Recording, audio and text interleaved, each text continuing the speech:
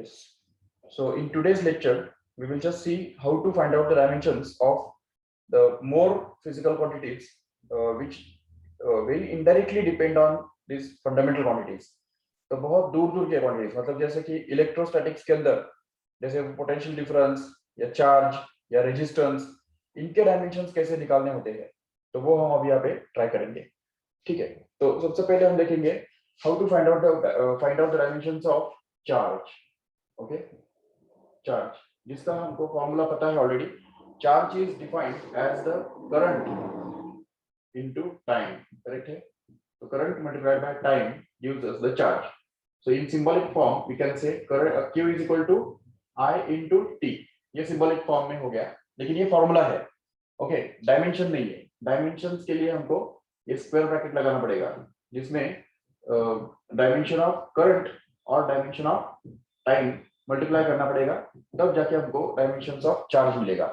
अभी जैसा कि हम जानते हैं current itself is a fundamental quantity. Correct है.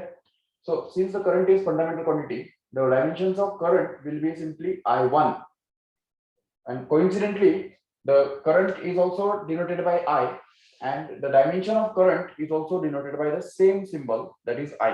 Okay. तो इसलिए यहाँ पे I1 ये बनेगा. जैसे सेम वैसे जैसे मास का होता है. Mass is denoted by m and its dimensions are also denoted by m1. In the same way time is denoted by t sometimes. चलो ठीक है, अभी उसको small t से हम denote करते हैं, but its dimensions are denoted by capital T1, like this. So this is I1 T1. If you just combine them here, then we can get this I1 T1 as the dimensions of this charge. Getting it? Okay. तो चलो ठीक है, charge का तो dimension हमको मिल गया, no doubt. अभी अगर नेक्स्ट इसमें हमको अगर पोटेंशियल डिफरेंस के अगर डायमेंशंस ढूंढ के निकालने हैं, how the potential difference is defined basically, तो उसका फॉर्मूला ये है या डेफिनेशन ये है, the work done per unit charge. ये लिख के दिया था लास्ट टाइम. इससे ही हमने उसका यूनिट भी निकाला था. अगर आपको याद है, पोटेंशियल डिफरेंस का यूनिट हमने बताया था कि जूल पर कूलम होना चाहिए, लेकिन जूल पर कूलम को हम क्या बोलते हैं? वोल्ट बोलते हैं, which is a new name in the memory of the scientist, Volt. So अभी यहाँ पे डायमेंशन के लिए भी हमको वही करना है. पोटेंशियल डिफरेंस के डायमेंशंस निकालने के लिए अभी पोटेंशियल डिफरेंस को डिनोट किया जाता है V से, और वर्क डन को डिनोट करेंगे W से, और चार्ज को डिनोट करेंगे Q से. तो ये potential difference equal to W upon Q, ये उसका फॉर्मूला हो गया. ठीक है. तो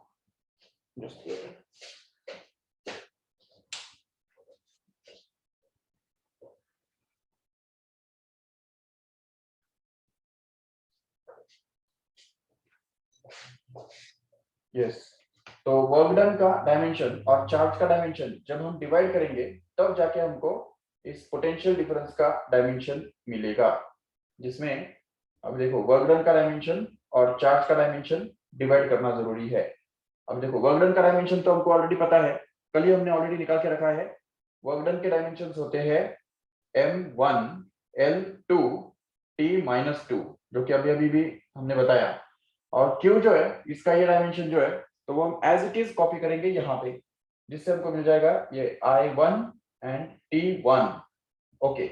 now if you just use the laws of indices in the next step, then we can be able to get this M1 is just kept as it is. Okay. Then here L1 L2 जो है, तो वो भी as it is रहेगा बिल्कुल. और T जो है, वो T का -2 यहाँ पे ऑलरेडी है, बट ये -1 जो है T1, वो ऊपर जाएगा और ऊपर जाके -1 बनेगा, इसलिए वहां पे T -2 -1 आएगा. और बाकी I जो है, I यहाँ पे नीचे 1 है, ऊपर जाके -1 बन जाएगा. तो इसके कारण यहाँ पे हम देख सकते हैं the potential difference will have the dimensions which are given by M1 L2 T-3 and I-1. Okay, these are the dimensions of potential difference. You can just see here. Okay, any doubt? समझे ठीक से? Potential difference के dimensions कैसे निकाले? M1 L2 T-3 I-1. Okay. तो ये जो dimension हमने निकाले, जो वर्क डन अपॉन चार्ज करके निकाले. ठीक है. चलो आगे बढ़ते हैं. रेजिस्टेंस के बारे में क्या करेंगे? How will you find out the dimensions of resistance? which is actually the ratio of the potential difference to the current. Okay, तो potential difference upon current ये resistance कहलाता है. Sir, I didn't understand that. I didn't understand that where you वो indices लगाए ना वो नहीं समझा रहा. हाँ यही वाला. ओके ओके ओके, इसमें ना देखो अब यहाँ पे M1 L2 वो तो वैसा ही है, उसका कोई प्रॉब्लम ही नहीं है, राइट. अब यहाँ पे ऊपर हाँ में सर. देखो T का क्या पावर है, T का -2 पावर है, और नीचे अगर देखो तो वो T का 1 पावर है, करेक्ट है. ओके, अभी इसमें सोचो कि हमारे पास लॉज ऑफ इंडाइसेस क्या है कि a raised to m upon a raised to n is actually going to be a raised to A m, raised to m minus n. Correct है. तो अभी यहाँ पे ये यूज करके t raised to -2 upon t raised to 1 will actually be t raised to this -2 minus 1, correct है. हाँ sir. तो ये जो 1 है जो नीचे पॉजिटिव था तो ऊपर जाके वो -1 बन जाएगा, इसलिए -2 में -1 अगर ऐड करो तो -2 -1 क्या बनेगा, -3 बन जाएगा. -3. ठीक है, इसलिए यहाँ पे वो -3 आ गया. और बाकी बचा बात ये I1 का, तो अगर 1/I1 है तो वो ऊपर जाके क्या होगा, सिंपली I raised to -1 हो जाएगा, क्योंकि कोई भी पावर जो नीचे पॉजिटिव रहता है तो ऊपर जाके वो क्या बनता है, नेगेटिव बन जाता है. ठीक है, ये सिंपल सी बात है. ठीक है, इसका ही एक करोड़री हम ये समझ सकते हैं कि 1/a raised to m is always to be written as a raised to -m, ये बताया. ठीक है, 1/a raised to m का मतलब a raised to -m होता है. तो अभी यहाँ पे 1/i raised to 1 है ना, तो ऊपर जाके वो i raised to -1 बन जाएगा, बस बिल्कुल.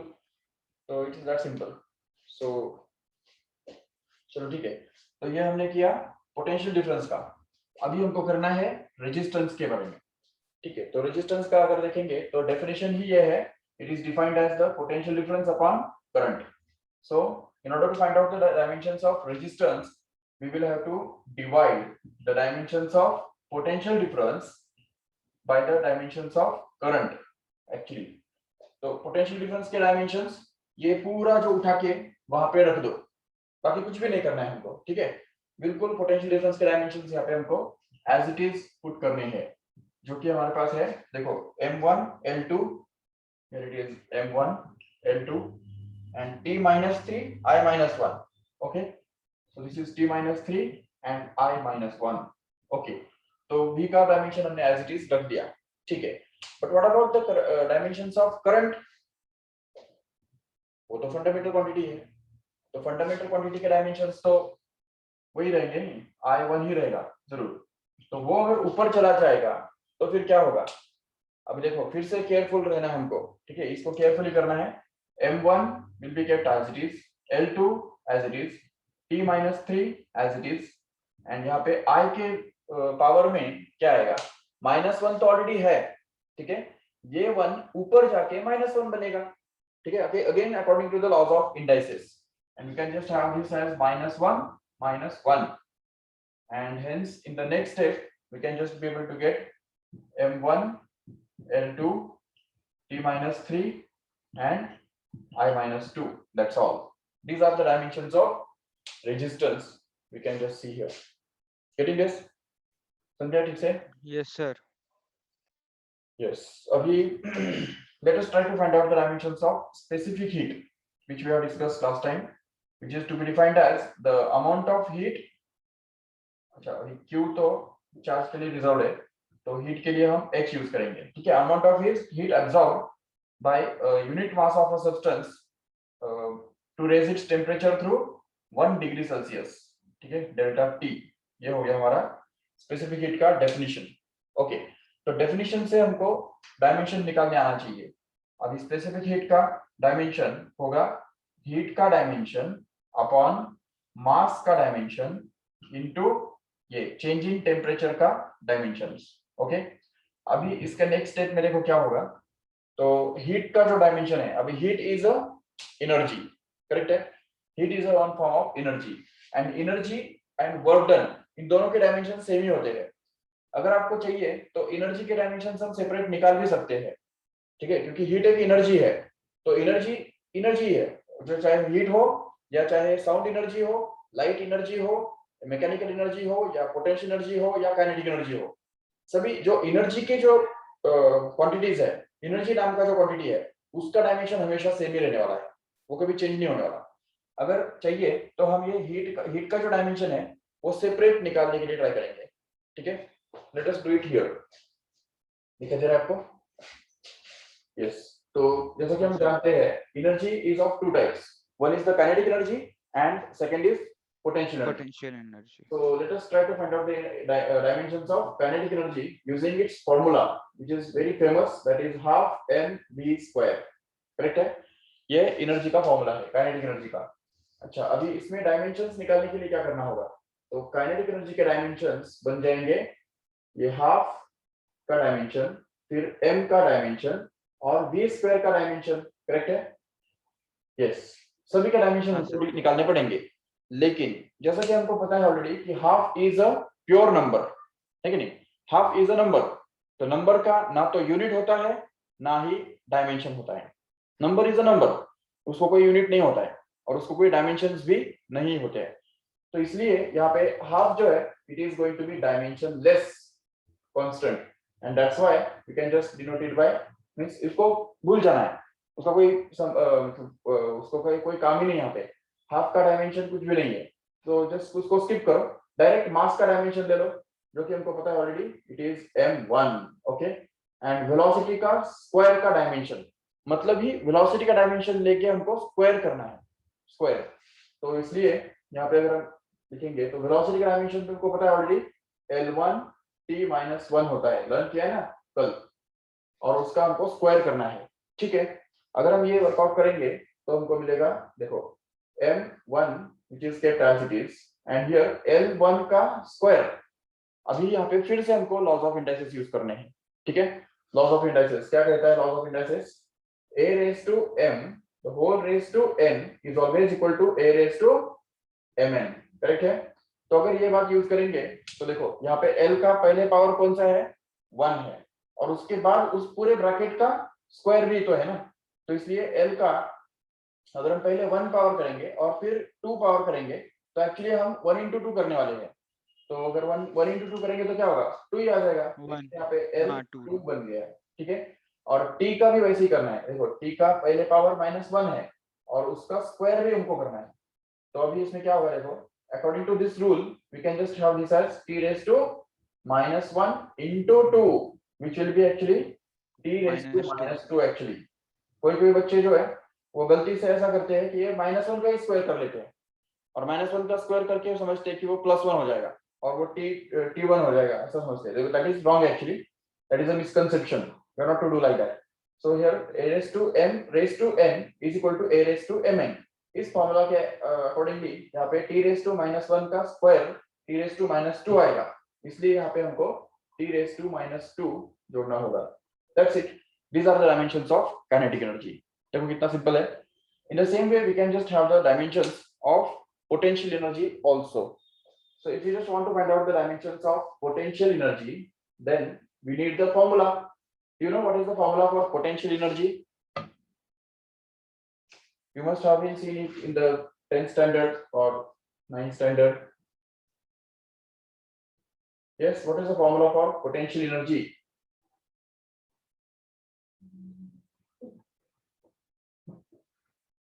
Yes, it is mgh। पता है सभी को? mgh, this is the formula for potential energy। Remember, कोई भी बॉडी जब हम एक हाइट h पे रखते हैं तो उसका जो ग्रेविटेशनल पोटेंशियल एनर्जी है वो हमेशा mgh ये फॉर्मूला से निकाला जाता है, ठीक है। तो अगर हम ये यूज करेंगे यहाँ पे तो पोटेंशियल एनर्जी का डायमेंशंस कैसे मिलेगा? मास का डायमेंशन, फिर ग्रेविटी का डायमेंशन और हाइट का डायमेंशन, इन तीनों को मल्टीप्लाई करने से हमको पोटेंशियल एनर्जी का डायमेंशन मिलने वाला है, ठीक है। तो अभी पोटेंशियल एनर्जी का डायमेंशन मिलने के लिए हम क्या करेंगे? मास का डायमेंशन यहाँ पे डाल देंगे जो कि ऑलरेडी हमको पता है, इट्स m1, नो डाउट। अच्छा, अभी कौन बताएगा what is the dimensions of this g, small g? Do you know what is this small g is called? Sir, gravity. Yes, it's called gravity, or it is also called as the acceleration due to gravity. याद है acceleration due to gravity? अभी ये सोचो, अगर वो acceleration due to gravity है तो किसी ना किसी प्रकार का वो acceleration ही तो है ना. Acceleration याद रखो, acceleration हमने ऑलरेडी उसके डायमेंशन निकाल के रखे हैं, ठीक है. तो acceleration तो चाहे वो ग्रेविटी का हो या किसी कार का हो, acceleration तो acceleration होता है, तो उसके डायमेंशंस कभी नहीं बदलेंगे, ठीक है. Dimensions will be the same. So that's why acceleration due to gravity will have the same dimensions as that of the acceleration. और acceleration के बारे में हमने देखा है कि उसका यूनिट होता है मीटर पर सेकंड स्क्वायर. तो metre is unit of length and second is unit of time. Therefore, meter per second square means the dimensions of gravity or acceleration of gravity will be L1 t minus 2. Do you agree with this?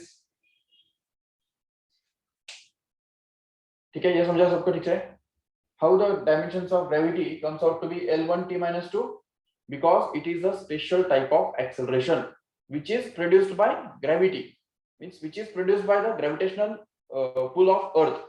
तो अर्थ के वजह से जो gravity या acceleration produce होता है, जैसे ये पेन है, ये अगर मैंने यहाँ से छोड़ दिया तो उसके ऊपर ग्रेविटेशनल फोर्स काम करेगा जो उसके अंदर एक्सेलरेशन प्रोड्यूस करेगा, and that acceleration will actually be called as the acceleration due to gravity.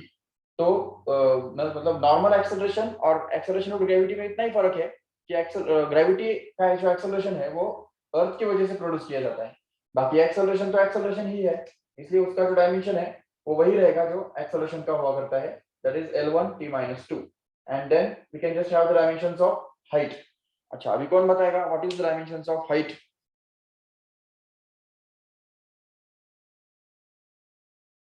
Yes, height का dimension क्या होगा? Height is a special type of length only ना, length, it's a distance only. तो distance जो भी हो, तो length हो, height हो या breadth हो या radius हो या diameter हो या कुछ भी हो, जो डिस्टेंस के डायमेंशन वाला होता है उसका डायमेंशन L1 ही हुआ करता है, याद रखो ठीक से, ठीक है.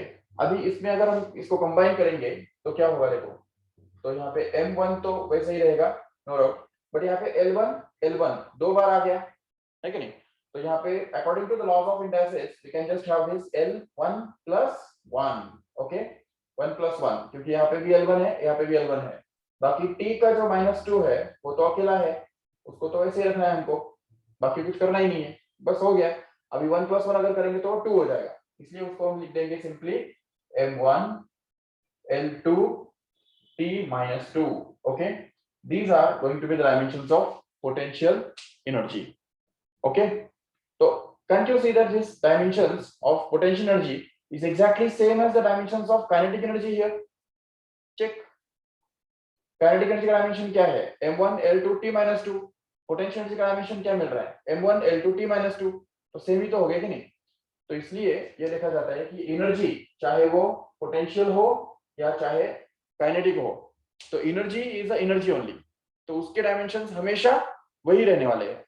जो काइनेटिक एनर्जी के डायमेंशंस वही पोटेंशियल एनर्जी के डायमेंशंस और वही फाइनली हीट के भी डायमेंशंस. ठीक है, ये सब हमने किस लिए किया? हीट के डायमेंशंस निकालने के लिए किया, because we have already accepted that heat is a one form of energy. Okay, तो जो एनर्जी है उसका डायमेंशंस सेम ही रहेंगे, तो वो हम यहाँ पे एज इट इज कॉपी करेंगे, that is m1 l2 t minus 2. ये समझा ठीक से कैसे? Why we have replaced the dimensions of h as m1 l2 t minus 2? Because h is going to be the heat, and heat is the special type of energy only, and that's why energy फिर चाहे kinetic energy हो, चाहे potential energy हो, या चाहे heat energy हो, या magnetic energy हो, electric energy हो, जितने भी सारे energy के types है, उन सभी के energy का जो dimension है वो यही आएगा बिल्कुल. और बाकी बचा ये mass, तो mass का dimension क्या होता है हमको पता है, m1 है, राइट. और ये डेल्टा टी मतलब क्या है यहाँ पे? Change in temperature. अभी टेम्परेचर का डायमेंशन क्या होता है? टेम्परेचर तो खुद फंडामेंटल क्वांटिटी है, तो इसलिए टेम्परेचर का डायमेंशन सिंपली θ1 होगा. Okay, θ1. Temperature is denoted by theta और sometimes it is denoted by K. ठीक है, के से भी डिनोट कर सकते हैं, मतलब केल्विन. तो ओके, फिर अभी अगर यहाँ पे हम इसको सिंपलीफाई करेंगे तो देखो ये m1 कैंसिल हो जाएगा, कैंसिल हो जाएगा, ऐसा ऐसा समझो, या m1 upon m1 क्या बनेगा, according to the laws of indices we can just have it as m1 minus 1, and what is m minus 1 minus 1, 1 minus 1 becomes 0, and hence we can just get it as m raised to 0, which is simply nothing. That means ये cancel हो गया, ऐसे ऐसे हो गया वो, और बचेगा क्या सिंपली, तो देखो L2 and t minus 2 and k minus 1, because k is already there in the denominator, so if it is taken in the numerator its power will become negative, and hence we can just have this as minus negative power of k. So L2 t minus 2 k minus 1 will actually be the dimensions of this specific heat in this way. Okay, so ये सब जो dimensions हमने निकाले हैं, इसका चाहिए तो एक बार स्क्रीनशॉट ले लो फटाफट, so that we can proceed further.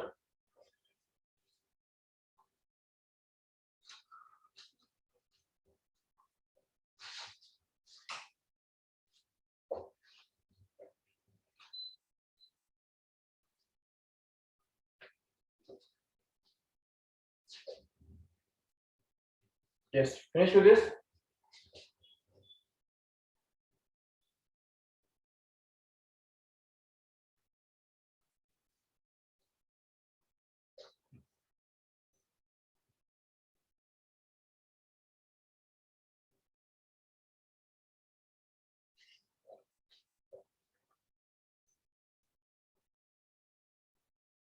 Okay. So now we can just see the uses of this dimensional analysis. Okay. तो dimensional analysis का use क्या होता है वो हमको अभी देखना है.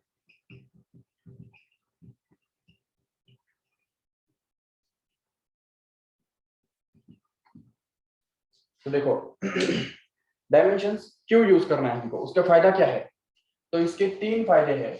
सबसे पहला जो है, तो to verify an equation. Okay, कोई भी इक्वेशन को हम वेरीफाई कर सकते हैं, सबसे पहला यूज. दूसरा यूज ये है कि we can find out the conversion factor. ये दूसरा उसका बेनिफिट है. और तीसरा जो उसका है, to establish new relationships.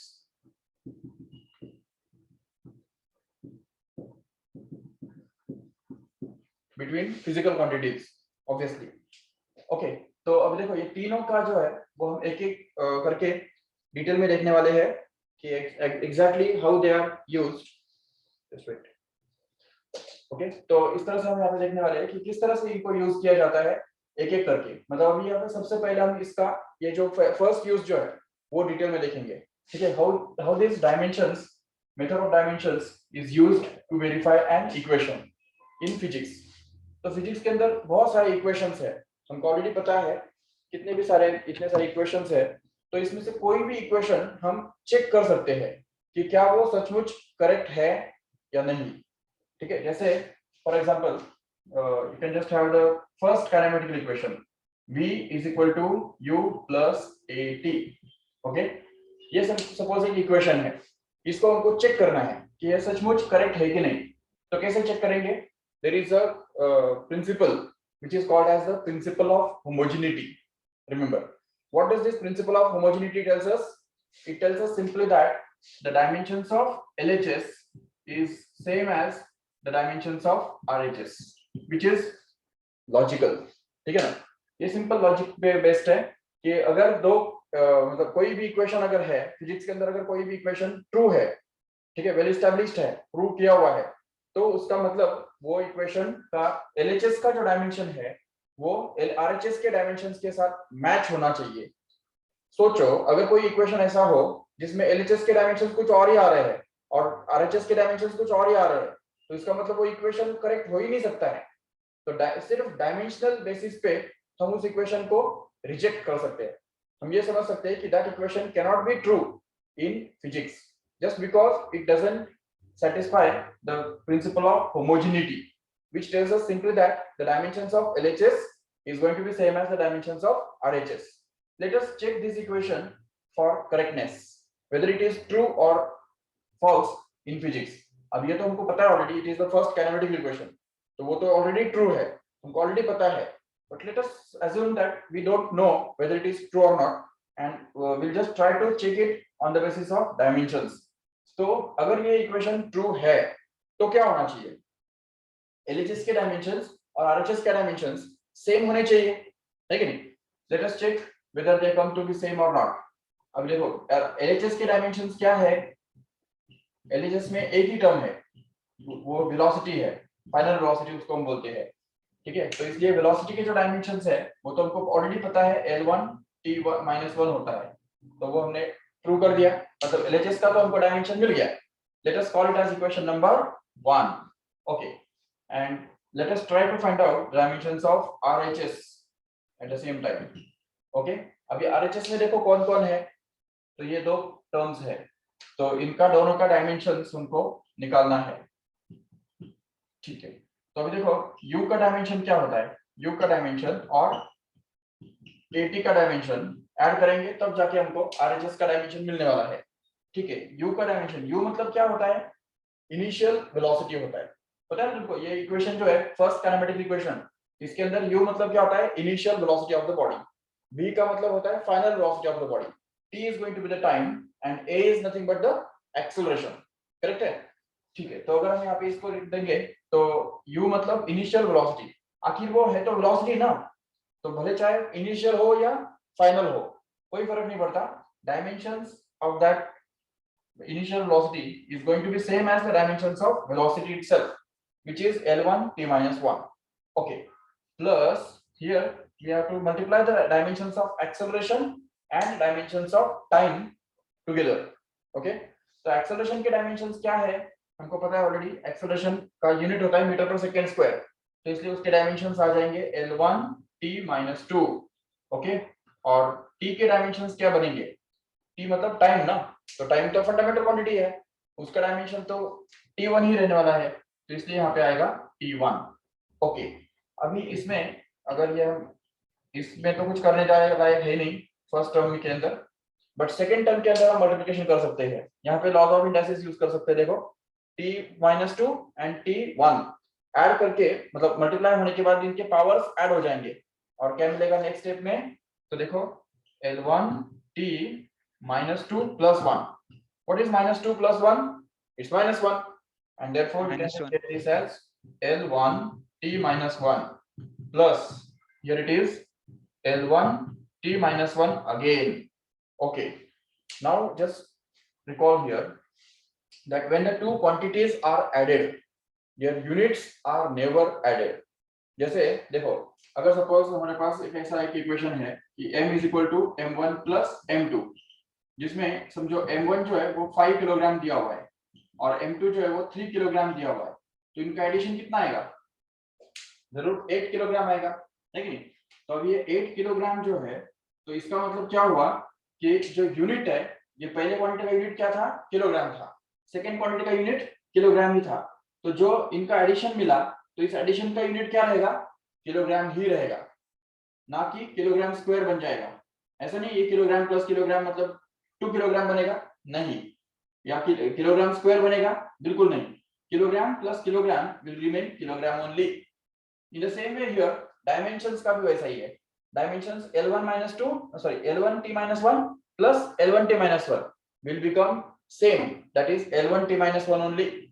Okay, so therefore we can just have this addition to be simply L1 T minus 1 only. ये बात आएगी समझ में ठीक से? इन दोनों का एडिशन करने के बाद ये सिंपली कैसे आ गया? L1 T minus 1 क्यों आ गया? हाँ सर. ओके, सेम वैसे जैसे kilogram plus kilogram remains kilogram only. Addition के अंदर जो नंबर्स होते हैं, जो क्वांटिटीज के जो मैग्नीट्यूड्स होते हैं, वो ऐड होते हैं, ना कि यूनिट्स ऐड होते हैं. यूनिट्स कभी ऐड नहीं होते. यूनिट्स दोनों का सेम होना जरूरी है, और जो भी नया क्वांटिटी बनता है उसका यूनिट भी वही होता है जो दोनों का होता है. तो इसलिए यहाँ पे इन दो क्वांटिटीज को जब हम ऐड कर रहे हैं, तो ऐड करने के लिए उनके डायमेंशन सेम होना जरूरी है, सबसे पहली बात. और अगर उनके डायमेंशन सेम है तभी उनका एडिशन पॉसिबल होगा, ऑब्वियसली ना, क्योंकि अगर दो क्वांटिटीज अगर हम ऐड कर रहे हैं, तो we can not think of adding the quantity which has another unit in a quantity which has another unit. मतलब ऐसा कभी कॉल करते हैं क्या 8 किलोग्राम प्लस 5 मीटर, ऐसा कभी करते हैं? इट इज नहीं सर। 100% नॉनसेंस, क्योंकि ये 8 किलोग्राम ये मास है और ये 5 मीटर मतलब ये लेंथ है. How can you think of adding the mass into length? Never. So it does not have any sense, and that's why we have never to do this. Therefore we have to add the two quantities which have same dimensions. Okay, जो quantities हम add कर रहे हैं उनके dimensions same होने ही चाहिए, और अगर है तो ही उनका addition होगा, और addition होने के बाद जो quantity बनेगा उसके dimensions वही रहेंगे जो इन दोनों में से किसी भी एक के है, जो कि यहाँ पे हमने किया है. That's it. So LHS का dimension देखो, RHS का dimension देखो, LHS का dimension देखो, बिल्कुल same to same है. We can just give this as equation number 2 and just say that this equation is correct on the dimensional basis. Okay? Dimension use करके हमने ये equation के बारे में बताया कि it can be correct. It must be correct at least at dimensional level. Dimensional level पे तो उसके अंदर कुछ problem नहीं है. ठीक है? ये हमने इसमें से समझा. Let us try to check the second kinematic equation also. Yes, do you know what is second kinematic equation?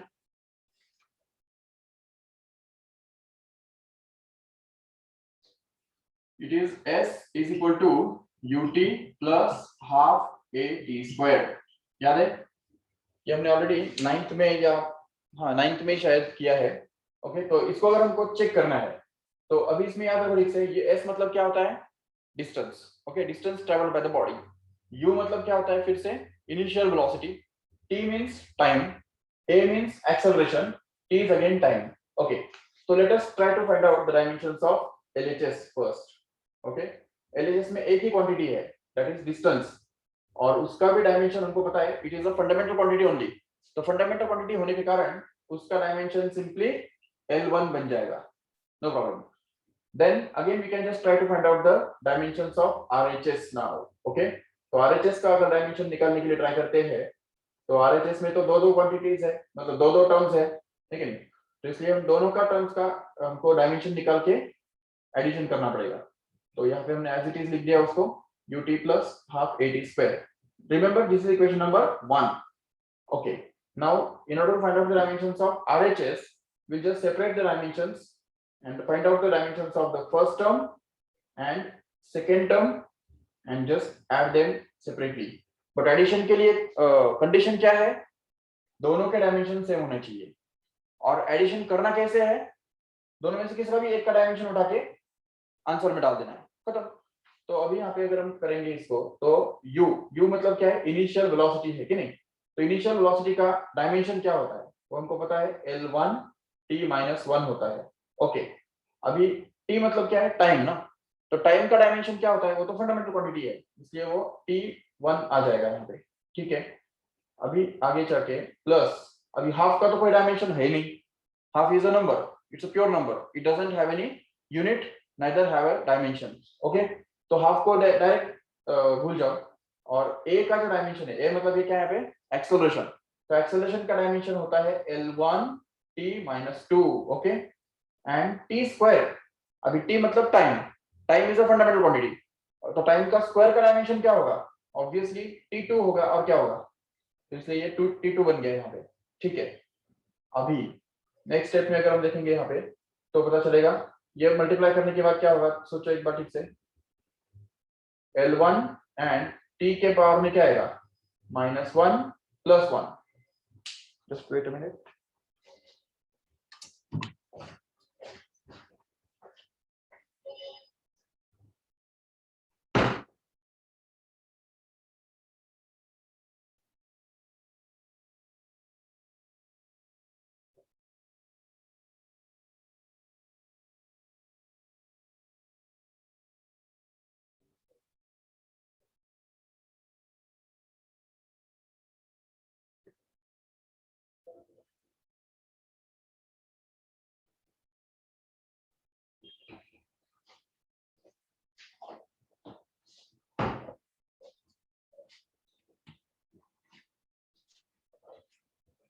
Yes.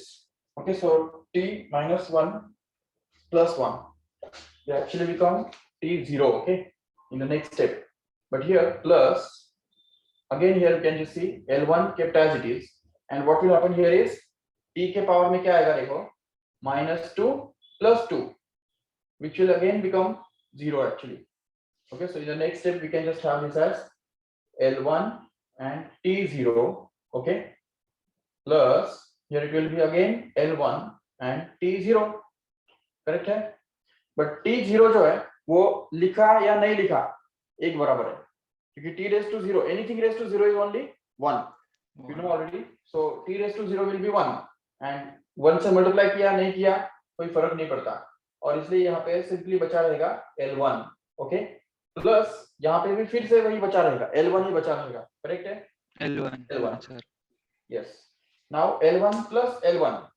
अभी डायमेंशंस में क्या होता है हमको पता ऑलरेडी, जब दो क्वांटिटीज के डायमेंशंस हम ऐड करते हैं तो ऐड करने के लिए उनके दोनों के डायमेंशन सेम होना जरूरी है, और सेम होने के बाद हम एडिशन कैसे करते हैं, उन दोनों में से किसी भी एक का डायमेंशन उठा के आंसर में डाल देते हैं, उसके बाद सो L1 या L1 ये या ये दोनों में से कोई भी एक उठा के यहाँ पे आंसर में डाल दो, तो यहाँ पे हमको मिलेगा L1. That is the dimensions of RHS, which is going to be L1 here, which can be given as equation number 2, which can be compared with the equation 1, which tells us that the dimensions of LHS is going to be L1, where dimensions of RHS is going to be L1 only. So from this equation 1 and 2, we can just claim that this equation must be true in physics on the dimensional basis.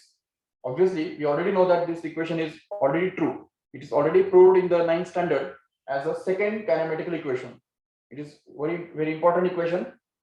Even we are going to prove it in this 11th standard also, in our 3rd chapter, ठीक है, that is motion in plane. तो motion in plane के अंदर हम ये सारे equations जो है वो लिटरली थ्योरेटिकल बेसिस पे प्रूव करने वाले हैं, नो डाउट. लेकिन अभी यहाँ पे हम सिर्फ डायमेंशनल लेवल पे चेक कर रहे हैं कि क्या ये इक्वेशन सचमुच फिजिक्स के अंदर ऐसा इक्वेशन हो सकता है भी या नहीं. That's it, okay. Even we can just check the 3rd equation also, but before that just take the screenshot of this.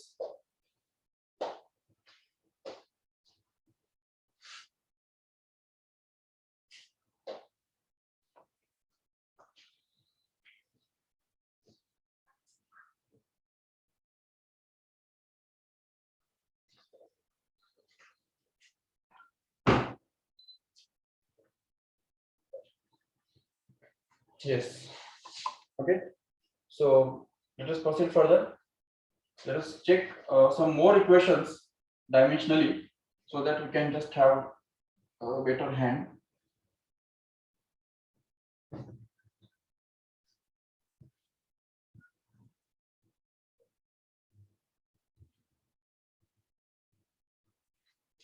Yes, अभी थर्ड इक्वेशन चेक करना कोई बड़ी बात नहीं है. We can just take it as v square equal to u square plus 2as. This is called as the third kinematical equation. Okay, so if you just try to check it, तो dimensions of LHS हमको निकालना पड़ेगा, जो कि v square है, जिसका dimension actually velocity का dimension और उसका स्क्वायर करना पड़ेगा, बराबर. तो वेलोसिटी का डायमेंशन क्या होता है हमको पता है, L1 t-1, उसका स्क्वायर करेंगे तो क्या आएगा, तो सिंपली L2 t-2 ऐसे आ जाएगा. समझे ठीक से कैसे, L1 का सेकेंड पावर L2 और t-1 का square again t-2 according to the laws of indices again. Yes, now let us try to find out the dimensions of RHS, which is u square plus 2as, where dimensions can be separated for u square and 2as, and u square के dimensions तो same वैसे ही रहेंगे, जो velocity v square के dimension जैसे हमने निकाले वैसे यहाँ पे u square के भी निकालने पड़ेंगे, जो कि velocity का dimension होता है L1 t-1 और उसका स्क्वायर, ठीक है, प्लस. अब यहाँ पे समझने जैसी बात ये है कि 2 इज अ नंबर अगेन, तो नंबर का कोई डायमेंशन तो होता ही नहीं है, तो इसलिए उसको डायरेक्ट स्किप करना है और डायरेक्ट a का डायमेंशन हमको रखना है. यहाँ पे a मतलब क्या है, एक्सेलरेशन. तो एक्सेलरेशन के डायमेंशंस हम जानते हैं L1 t-2 होते हैं, और ये s मतलब डिस्प्लेसमेंट है, डिस्प्लेसमेंट, और डिस्प्लेसमेंट मतलब ही डिस्टेंस, मतलब ही लेंथ, तो लेंथ तो वो तो फंडामेंटल क्वांटिटी हो गया, तो इसलिए उसका डायमेंशन आएगा L1, नो डाउट. अभी इसको अगर हम सॉल्व करेंगे आगे तो पता चलेगा L1 सॉरी, अभी इसका अगर स्क्वायर करेंगे ना दोनों का, तो L1 का स्क्वायर बनेगा L2 और t-1 का स्क्वायर बनेगा t-2, करेक्ट है। प्लस फिर यहाँ पे अब देखो L1 और L1 जब मल्टीप्लाई होंगे तो उनके पावर्स ऐड हो जाएंगे कि नहीं, तो इसलिए 1 + 1 मिलके वो 2 हो जाएगा, करेक्ट। तो इसलिए यहाँ पे आएगा L2 और t-2 जो है वो तो वैसे ही रखना है, नो डाउट। अभी क्या होगा, अभी ये और ये हमको ऐड करना है। अभी ऐड करने के लिए कंडीशन जैसे कि बताया कि दोनों के डायमेंशन सेम होना चाहिए, और अगर दोनों के डायमेंशन सेम है तो इन दोनों का एडिशन वही आने वाला है, ठीक है। तो इसलिए फिर यहाँ पे एडिशन बनेगा L2 t-2, that's all, and these are the dimensions of RHS as a whole. पूरे RHS का डायमेंशन ये मिला, और LHS का ऑलरेडी हमारे पास है, तो just compare from equation number 1 and equation number 2 and see that both of them are just equal, right? And hence we can just say that this equation must be true dimensionally. We have checked or verified this equation dimensionally. तो exam में भी आपको question इसी तरह से आएगा, check this equation dimensionally, ठीक है। और थोड़ा घुमा फिरा के ऐसे भी बोल सकते हैं कि test whether the following equation is true in physics using the dimensional analysis. It's okay, it means the same thing. Okay, let us try to check one more complicated equation, okay, जो कि अभी तुमको फिलहाल तो उसका मतलब theoretical discussion तो तुम्हारा नहीं हुआ है अब तक के फिजिक्स के सिलेबस में, बट चलो आगे चल के हम वो देखने वाले हैं। एक सिंपल सा फॉर्मूला है t = 2 pi into root L/g। ये फॉर्मूला पता है किसके लिए है, कोई भी एक पेंडुलम जो होता है ना, पेंडुलम, ठीक है, जिसका लेंथ L है, तो उसको जब हम सपोज थोड़ा स्ट्रेच करके छोड़ देंगे तो इस तरह से ऑसिलेट करता है, करेक्ट है ना। तो इस ऑसिलेशन करने का जो टाइम पीरियड होता है, एक ऑसिलेशन करने के लिए जो उसको टाइम लगता है, उसको कैपिटल T से डिनोट किया जाता है। This capital T is going to be the time period of that pendulum, and L is going to be the length of that pendulum, and G is nothing but the acceleration due to gravity, obviously, और simply gravity। तो अभी ये equation जो है वो हमको check करना है कि सचमुच वो डायमेंशनली ट्रू है भी या नहीं, ओके। तो अभी सोचो, how will you test whether this equation is true or not। तो उसके लिए सबसे पहले हमको LHS का डायमेंशन निकालना होगा, करेक्ट है। So what are the dimensions of LHS, there is only one term in LHS, that is T, and T stands for time period, बराबर। एंड टाइम पीरियड का मतलब क्या हुआ, वो तो टाइम ही हो गया, टाइम तो फंडामेंटल क्वांटिटी है, तो फंडामेंटल क्वांटिटी होने की वजह से उसका जो डायमेंशन है वो सिंपली T1 बन जाएगा, बिल्कुल। This becomes our equation number 1 which can be used to compare, okay। now let us try to find out the dimensions of RHS here। तो RHS के अंदर अगर देखो ठीक से, तो ये पूरा 2 pi root L/g, इस पूरे का डायमेंशन हमको निकालना पड़ेगा। अब ये देख के उसके डरो मत, ठीक है। कोई बच्चे या फिर देखने से ही डर जाते हैं, अबे इतना रूट है, L भी है, G भी है, 2 pi भी है। इसमें एक बात याद रखो, 2 and pi they are the constants, they are numbers ना। pi का वैल्यू कितना होता है 3.14, तो वो नंबर हो गया, यस। 2 भी एक नंबर हो गया, तो 2 pi जो है पूरा ही नंबर हो गया कि नहीं। तो इसलिए नंबर को ना तो यूनिट होता है ना डायमेंशन होते हैं, इसलिए नंबर को हमको एज इट इज स्किप करना है। तो अगर उसको स्किप कर देंगे तो यहाँ पे बचा रहेगा सिंपली √L/g सिर्फ, ठीक है। अभी इसमें भी रूट को डरो मत, रूट का डायमेंशन निकालना मतलब डायमेंशन निकाल के फिर रूट निकालना, वो भी चल जाएगा। तो अभी हम क्या करेंगे L और G के डायमेंशन निकालेंगे और उसके डायमेंशंस को डिवाइड करेंगे और फिर उसका रूट निकालेंगे, मतलब रूट बाहर आ जाएगा। ये देखो ऐसे, ये रूट आ गया बाहर और अंदर में हमको निकालना है डायमेंशंस ऑफ L/g। इजी है ना। क्या किया हमने, सिर्फ मतलब रूट निकालने के बाद डायमेंशन निकालना है, उसके बदले पहले डायमेंशन निकाला और फिर रूट निकाला।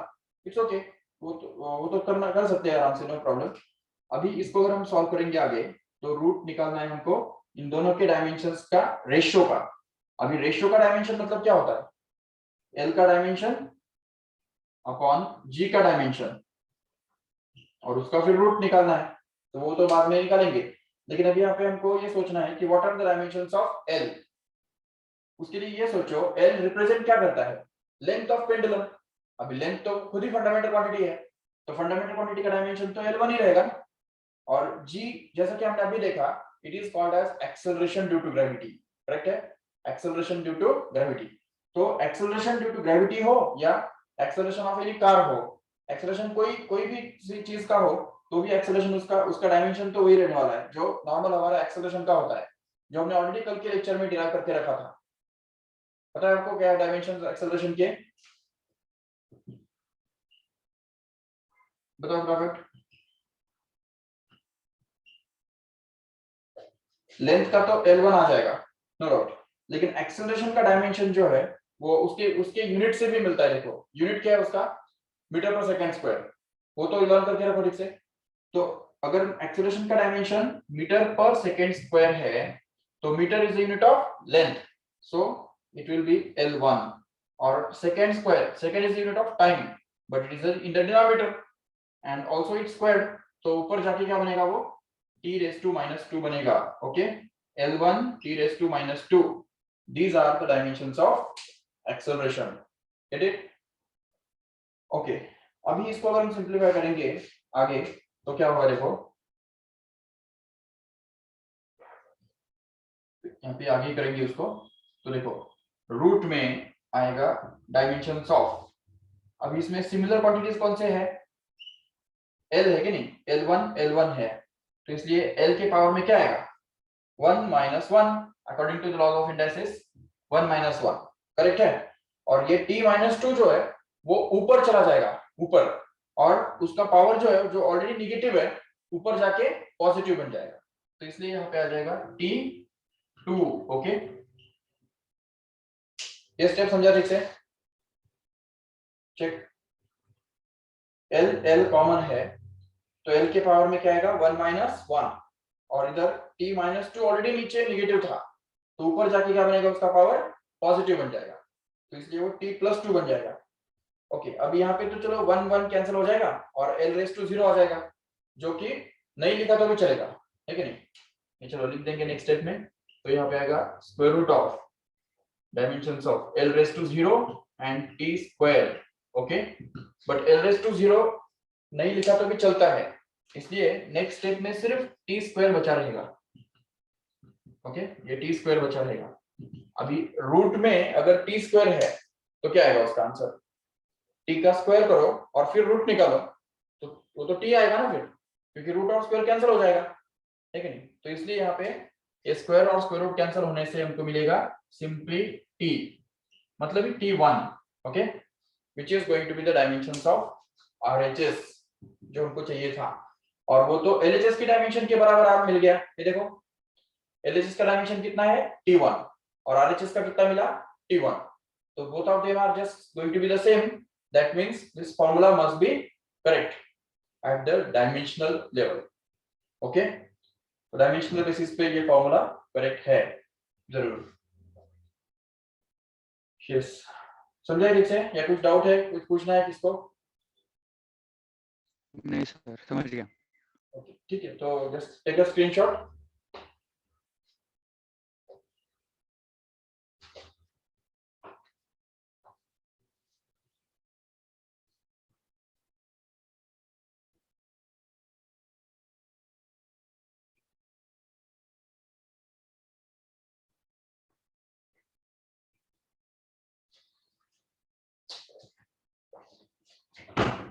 Yes. Okay, so let us stop this lecture here and continue the next topic in this chapter tomorrow in the next lecture. Okay.